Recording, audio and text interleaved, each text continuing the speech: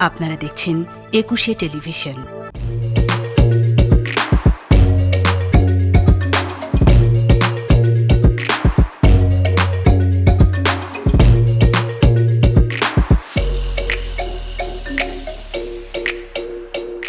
আসসালামু আলাইকুম প্রিয় দর্শক, সবাইকে স্বাগত জানাই অনলাইন, ভার্চুয়াল ওয়ার্ল্ড অথবা সোশ্যাল মিডিয়ায় ভাইরাল হওয়া সমস্ত কন্টেন্টগুলো নিয়ে আমাদের নিয়মিত আয়োজন ভাইরাল শোতে। সাথে আছি আমি আপনাদের ভাইরাল বন্ধু সজল। আজকে একটি স্পেশাল এপিসোড, সো একজন স্পেশাল গেস্ট থাকবে আমাদের সঙ্গে। কে থাকছেন আমাদের সঙ্গে তার সঙ্গে একটু পরিচয় করিয়ে দিই আপনাদের।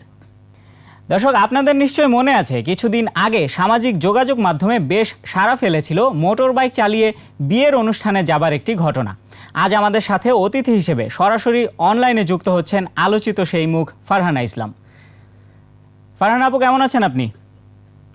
জি আলহামদুলিল্লাহ ভালো আছি, আপনি ভালো আছেন? জি ভালো আছি, এবং আপনাকে আজকে আমাদের অনুষ্ঠানে পেয়ে আরও ভালো লাগছে। আর আপনার সঙ্গে বিস্তারিত আলোচনা করব তার আগে আপনাকে এবং আমার দর্শকদেরকে দেখিয়ে নিতে চাই যে সাম্প্রতিক সময়ে ভাইরাল হওয়া কন্টেন্টগুলো কি কি ছিল। সাবিনা রহমান একজন পশুপ্রেমী। নিজ বাসায় যিনি প্রায় অর্ধশত কুকুর বিড়ালকে আশ্রয় দিয়েছেন এবং নিয়মিত খাবার তুলে দিচ্ছেন। এ কাজের জন্য তার নিজ আত্মীয় স্বজনরাও তাকে দূরে ঠেলে দিয়েছেন, এমনকি প্রতিবেশীরাও ঢিল ছোড়া থেকে শুরু করে গায়ে গরম পানি ঢেলে দিতেও দ্বিধা করেননি।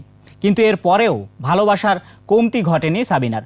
স্বামী এবং ডাক্তারি পড়ুয়া মেয়ের অনুপ্রেরণায় পশুর প্রতি ভালোবাসার অনন্য দৃষ্টান্ত স্থাপনকারী সাবিনা নিজের বাড়ি বিক্রি করে হলেও প্রাণীদের পাশে দাঁড়াতে চান তিনি।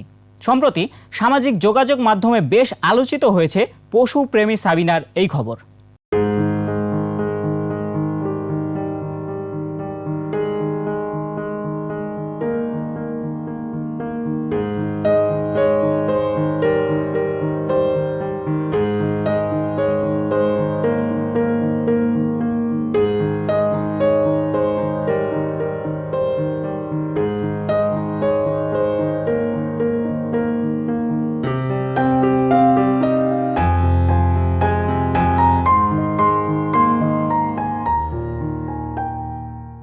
ঢালিউডের কিং খান খ্যাত অভিনেতা শাকিব খানের ছেলে আবরাম খান জয়ের জন্মদিনে তার ফেসবুক পেজ থেকে একটি ভিডিও শেয়ার করা হয়েছে, যেখানে দেখা যাচ্ছে জয় একটি কবিতা আবৃত্তি করে শোনাচ্ছে। দেখে নেব সেই ভিডিওটি। বাগানে মাথার ওপর বাগানে মাথার ওপর চাঁদ উঠেছি ওই মাগু আমার ষোলো ফেলা কালা দিদি কই কুকুর দাঁড়িয়ে বোতলে জানার জলে ফলি গন্ডি গমা সঙ্গলাই একলার দিকে ওই মাগু আমার কলি কাছে কাদলা দিদি কই। দেখছিলাম সাম্প্রতিক সময়ের আলোচিত ভিডিওগুলো। আমরা চলে যাব সরাসরি আমাদের অতিথির কাছে। ফারহানা আপু, এবার আপনার কাছে আসতে চাই। আপনার কাছে প্রথম যে ব্যাপারটি জানতে চাই সেটি হচ্ছে একটা ইনোভেটিভ আইডিয়া, যে আইডিয়াকে কাজে লাগিয়ে মোটামুটি আলোচনায় বলি বা সমালোচনায় বলি, সরাসরি সোশ্যাল মিডিয়ায় আপনার ভিডিওটি ভাইরাল। এই ঘটনার পেছনের ঘটনাটা আমরা জানতে চাই, যে এই আইডিয়াটি কার ছিল যে বাইক চালিয়ে আপনি বিয়ের অনুষ্ঠানে যাবেন? মোটামুটি আইডিয়াটা আমার নিজের ছিল যে আমি হলুদের প্রোগ্রামে যখন ঢুকবো তখন ইচ্ছা ছিল যে আমি হলুদের প্রোগ্রামে আমি বাইকটা চালিয়েই ঢুকি। মেইনলি উদ্দেশ্য ছিল যে আমার বাইকের কোনো ভালো সুন্দর কোনো ভিডিও ছিল না, তো আমি ভেবেছিলাম যে সবাই যখন আছে ভাই বোন আত্মীয় স্বজন সবাইকে মিলে বাইক নিয়ে একটু একটা সুন্দর করে ভিডিও করে দেন আমি হলুদের প্রোগ্রামে আমার বাসায় ঢুকি। এটা মূলত এই চিন্তা থেকে এসেছিল। আচ্ছা, এটা কত তারিখ ছিল আপনার কি মনে আছে? নিশ্চয়ই মনে আছে। হ্যাঁ, 13 তারিখের প্রোগ্রাম ছিল। মানে মাসটা সহ যদি আপনি বলতেন। Sorry, 13 August. আচ্ছা, 13 আগস্ট আপনার হলুদের প্রোগ্রাম ছিল, যেখানে এই আইডিয়াটি মূলত আপনার ছিল যে বাইক চালিয়ে আপনি অনুষ্ঠানে যাবেন। আচ্ছা, এই আইডিয়াটি হঠাৎ আপনার মাথায় কেন আসলো যে বাইক চালিয়ে আমি আমার বিয়ের অনুষ্ঠানে অ্যাটেন্ড করব? আচ্ছা, আইডিয়াটি বলতে আমি যখন ঢাকায় থাকি মূলত জব করার ক্ষেত্রে, পড়াশোনা করার ক্ষেত্রে, তো যখন ঢাকায় ছিলাম তখন বিভিন্ন হলুদের প্রোগ্রাম হয়। এরকম একটা হলুদের প্রোগ্রাম ছিল ওয়াসি ভাইয়ের কনা আপুর, আমার ভার্সিটির বড় ভাইয়া আপু। আচ্ছা, ওদের হলুদের প্রোগ্রামে ভাইয়াকে দেখেছিলাম, ভাইয়া বাইক নিয়ে, মানে বাইক তো না স্কুটি ছিল ওটা, একটা সুন্দর করে সাজিয়ে ওটা নিয়ে হলুদে এন্ট্রি দিয়েছিল। পিছনে তাদের ফ্রেন্ড সার্কেল ছিল, একসাথে এন্ট্রি দেওয়া। তো সেটা ওইভাবে ভিডিও ছিল। তো আমি ভাবলাম যে ভাইয়া করেছে, ঠিক আছে আমি যশোরে তাহলে পার্লার থেকে বেরিয়ে হলুদে করি। জিনিসটা ওইখান থেকে আসা mainly। আচ্ছা, সো এইখান থেকে হচ্ছে আপনার এই আইডিয়াটি নেয়া, তাই তো? জি। ওকে, তাহলে আমরা দর্শকদেরকে একটু সেই ভিডিওর অংশবিশেষ দেখিয়ে দিই।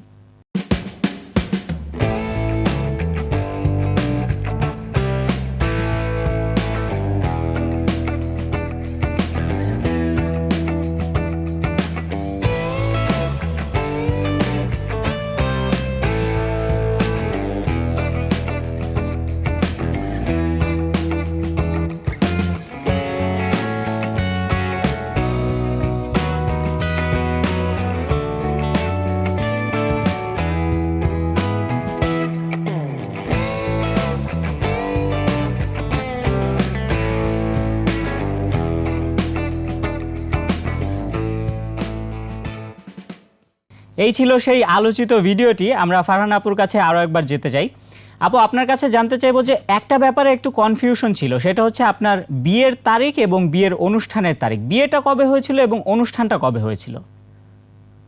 আচ্ছা, আমার বিয়ে বলতে আগ হয়েছিল 2017 সালে।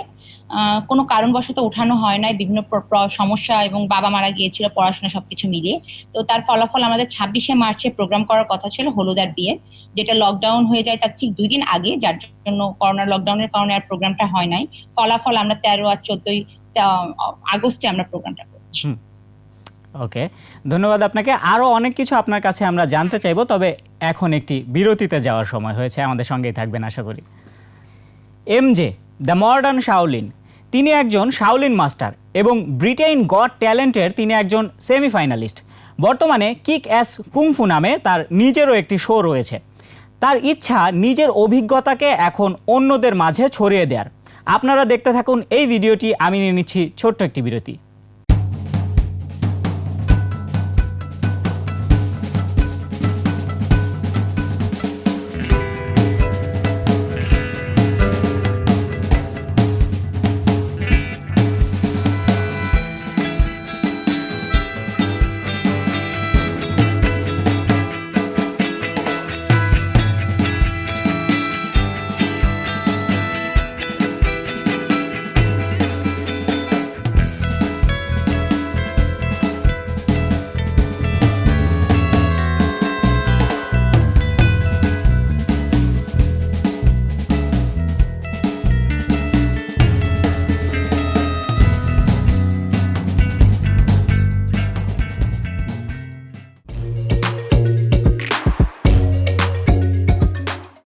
ধন্যবাদ আমাদের সঙ্গে থাকার জন্য। বিরতির পর আবারও স্বাগত জানাই ভাইরাল শোতে। চলে যাব আমাদের অতিথির কাছে। ফারহান, আপনি শুনতে পাচ্ছেন? জি, আমি শুনতে পাচ্ছি। আচ্ছা, আপনার কাছে এখন আপনার প্রফেশনাল লাইফ সম্পর্কে জানতে চাইবো যে এখন আপনি কি করছেন? করোনার কারণে আমি এখন বর্তমানে বাড়িতে চলে এসেছিলাম। পাবনাতে যশোর মিলে ঝুলে থাকা হচ্ছে। এই মুহূর্তে আমি কিছুই করছি না। এক কথায় বলতে আমি হাউস ওয়াইফে আছি। আচ্ছা, আর আপনার পড়াশোনার ব্যাপারে আমরা একটু কিছুটা জানতে পেরেছিলাম, আপনি যদি পুরোটা আমাদেরকে একটু জানান।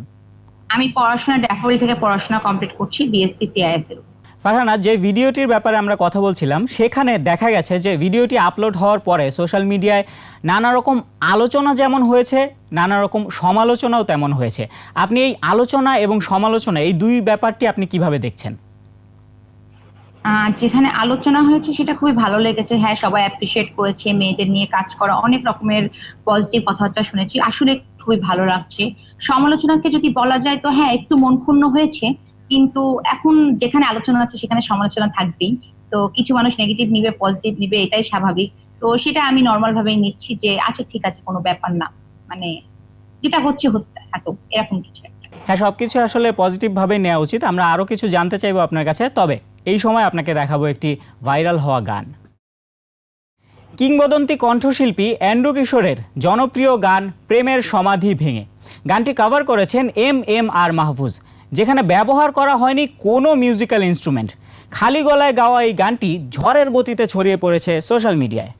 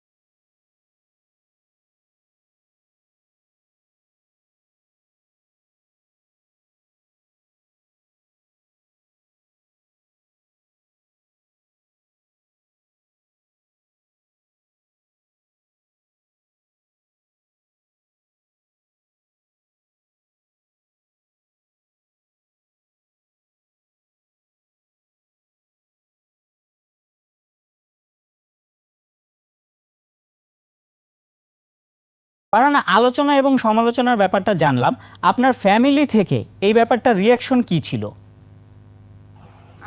আসলে আমার ফ্যামিলি, শ্বশুরবাড়ি বলেন বাবার বাড়ি বলেন, দুজন পরিবারই জানতো আমি বাইক চালাই, কিন্তু হঠাৎ করে হলুদে একটা শুটিং, মানে শুটিং টাইপের, তো সামথিং লাইক এ মুভি, এটা শুটিং করায় বা এটা সোশ্যাল মিডিয়ায় যদি একটা ভিডিও ছড়িয়ে যায়, জিনিসটা এভাবে রিয়াক্ট হবে বা সবাই এভাবে নিবে, আসলে কেউ চিন্তা করি নাই। কারণ আলটিমেটলি আমরা বাইক চালিয়েছি 10 থেকে 20 স্পিডে, যেটা মনে করেন ভিডিওর খাতিরে, কারণ ভিডিও তো আমি করতেছি সামনে থেকে একটা ইজি বাইক নিয়ে, আর আমি পিছনে বাইক চালাচ্ছি, তো আমার পিছনে আর কেউ যেতে পারবে না, আমার সামনে কেউ আগাতে পারছে না, আমার সামনে ইজি বাইক, আর আমি 10 থেকে 20 এর স্পিডের উপরে উঠতে পারবো না, কারণ ভিডিওটা হচ্ছে। তো এখানে সেফটি বলেন, সবাই বলতেছে অ্যাক্সিডেন্ট হতে পারে বা সামথিং, হেলমেট কেন পরি নাই, করোনা কেন মাস্ক নাই। তো সবাইকে একটা কথাই বলেছি যে ভাইয়ারা আপুরা, আমি যে মেকআপে আছি, হেলমেট আমাকে পরলে আমার মাথার চুলটা প্রথম নষ্ট হয়। আর এছাড়া হলো কি যে আমার স্পিডটা একদমই লো, 10, 15, 20 পর্যন্ত যেতে পারেনি স্পিডটা। এটাকে ফাস্ট ফরওয়ার্ড করে জোরে করা হয়েছে, স্লো মোশন করে আরো স্লো করা হয়েছে, জাস্ট আমাদের ক্যামেরা ধারণের জন্য। তো এইভাবে করায় যে এগুলো এত কথা উঠবে না, আমার বাবার বাড়ির লোকজন বুঝেছে না শ্বশুর বাড়ির লোকজন বুঝেছে। উল্টে আমার হাজবেন্ডের কথা ছিল, ভাই বাইক চালিয়েছো তুমি, প্রোগ্রাম ছিল তোমার, এত মানুষজন কেন কথা বলে, এদের প্রবলেমটা, মানে ওরা একটু অবাক হয়ে গেছে যেটা ভাইরাল হওয়ার মতো কি হয়েছে, কারণ এটা তাদের কাছে একটা নর্মাল ব্যাপার, সারাদিনে যেরকম আমরা ভাত খাই, এটা আমার বাইক চালানোটা ওদের কাছে ঠিক না, ব্যাপারটা আসলে নর্মাল, কিন্তু হঠাৎ করে সেটি এমন আলোচনা বা সমালোচনায় কেন আসলো সেটি আমাদের অনেকেরই বোধগম্য না। তবে আপনাকে আমরা আরো কিছুক্ষণ আটকে রাখবো, কারণ আমাদের ছোট আরো একটি বিরতি নেওয়ার সময় হয়েছে। কিছু কিছু ঘটনা আপনি নিজের চোখে না দেখলে বিশ্বাস করতে পারবেন না। এই ভিডিওটিও ঠিক তেমনই একটি ঘটনা। দেখার পর আপনারও মনে হবে পৃথিবীতে আসলে অবিশ্বাস্য কত কিছুই না ঘটে যায়। দেখতে থাকুন এই ভিডিওটি, আমি নিয়ে নিচ্ছি আরও একটি বিরতি।